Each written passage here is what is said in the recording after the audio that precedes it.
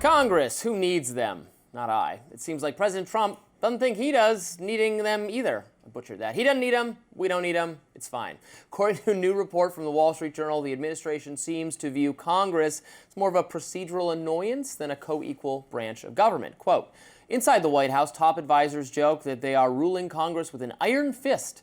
And Steve Bannon has reportedly likened Congress to the Duma, the Russian assembly that is largely ceremonial. And the president reportedly boasted to his advisors, quote, everyone's on my side now. They were fighting me last time.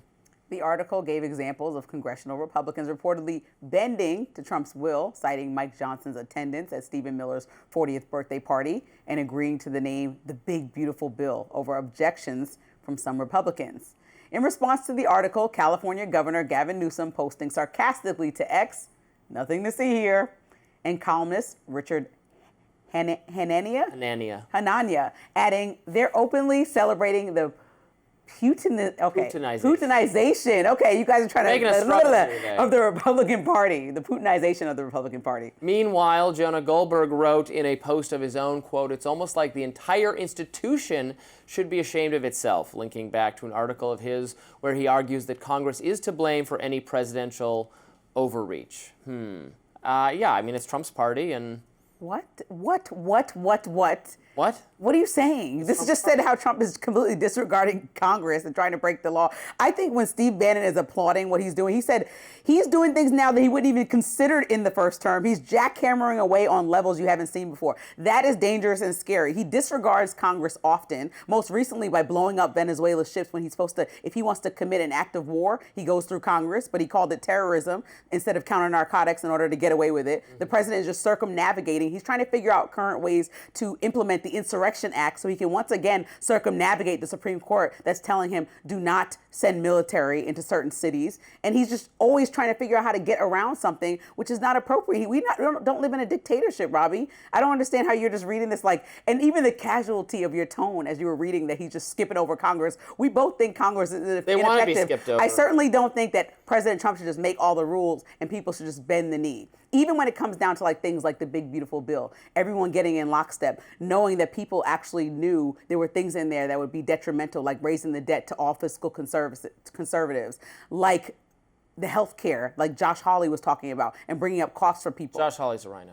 Rhino, Tino, I don't care, Taco. Yeah. The point is, people were concerned, and everyone just decided to bend the knee and push this bill through that is sloppy and not big and beautiful. Yeah, so I don't understand. How are you saying that that's a good thing that Congress just says yes to everything? Well, I mean, you're smirking about it. Well, Trump's in charge. It's no, we don't live live under one man's king's rule. We have three branches of government that he's trying to circumnavigate. Unfortunately, we do live under one man's rule now. Yeah, Congress doesn't want to do their job. Trump won the election. The Republican Party won control of both houses of Congress, and they don't want to obstruct Trump whatsoever. It's a very perverse incentive. So we just don't have co-equal branches of government anymore. If the president and Congress are controlled by the same party, then it's whatever the president wants. If they're controlled by opposite parties, then it's refusal to get anything done. Of course, we're in this situation with the shutdown because the quirk of the Senate is you need 60 votes, not a majority, but 60 votes to accomplish things. I don't know how much longer that's going to last because they could change that policy.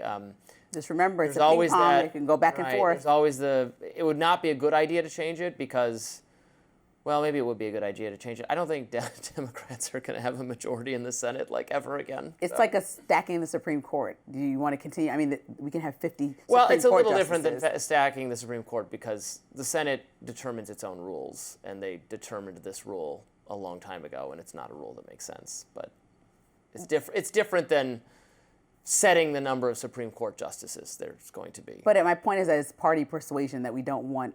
There's no, it doesn't say in the Constitution, legislation shall require 60 votes. It's something that to get out of the made Senate, up right? by It's something they decided later because of it's the filibuster. But the point is the back and forth will happen when Democrats, I know you said they're never going to be running the Senate again, but let's say they are. You'll be never say never. Annoyed and crippled if that happens. I don't want any legislation to ever get approved, basically. So I'm fine with this. I'm fine with the government being shut down. I'm fine with... You're fine with President Trump's impulsive decisions. This is fine. No, that's not a good stance, Robbie. Shame on you. Where are your parents? I'm going to call them. This is crazy. Well, you should want more. Come on. You should want more from our president, you should want more from our Congress. You should want more. And even though we can get frustrated and we can joke, we should want people to do better, because the fact that people are just going against their true values, things that constituents actually want, the fact that the president is trying to find ways actively right now to implement the Insurrection Act and circumnavigate decisions by the Supreme Court, these are all things that we don't want to see happen. Circumvent. Circumnavigate. Okay, he's going around it. It's Columbus Day. You're triggering your Columbus Day. You're waving the Italian flag for that one. Circumventing the Supreme Court. He's not doing that, though, because the Supreme Court rules in his favor sometimes, rules against him other times. He can't always get your way. Right, that's fine. But what I've said, he's not defied a Supreme Court decision. He hasn't. He's done what the Supreme Court says.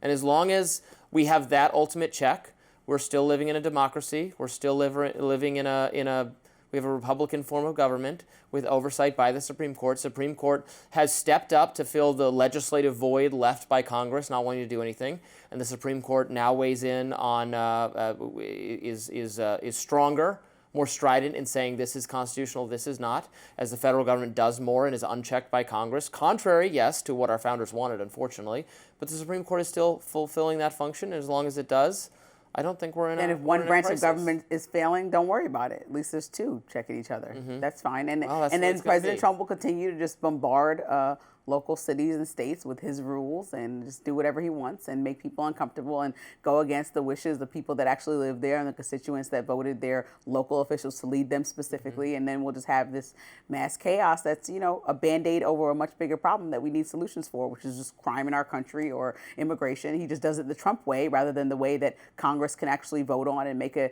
succinct way forward. You know what other president defied the local state authorities to implement? Don't talk about COVID. No. Eisenhower, when he ordered the schools to desegregate and sent the National Guard to protect little black children while they were going to school. So I'm just saying, you can't say that it's never wrong for the federal government, or that it's always wrong for the federal government to overrule state authorities. Are those two situations different to you in any way? Like sending the National Guard to try to... I just want to know what the rules are. Presenting the National Guard to try to drop crime in cities. Why is that any less... Is different. Is that less important than desegregation? I mean, I don't know. Do you think we should go back to being segregated? No, I'm saying we should get rid of segregation and we should get rid of crime. I'm saying both of these things are worthy problems. Or say, no, states can do whatever they want, including be crime-ridden and be segregated and be awful, and that's their problem. I just want it consistent. I want it one way or the other. Okay, but you're bringing up Eisenhower, and I'm talking about present day. Okay. We're talking about present day. Okay. So President Trump needs to be checked, and that's the whole point of balance of power. That's what they would have said about Eisenhower. No, but we're not talking about ancient history. We're talking about I care more about what the principle is. That's what I want to know. Yeah. All right, next up, Barry Weiss is being named editor-in-chief of CBS News, which has garnered mixed reactions from some, enthusiastic reactions from me. But coming up, we'll look at what Last Week Tonight host John Oliver has to say about it.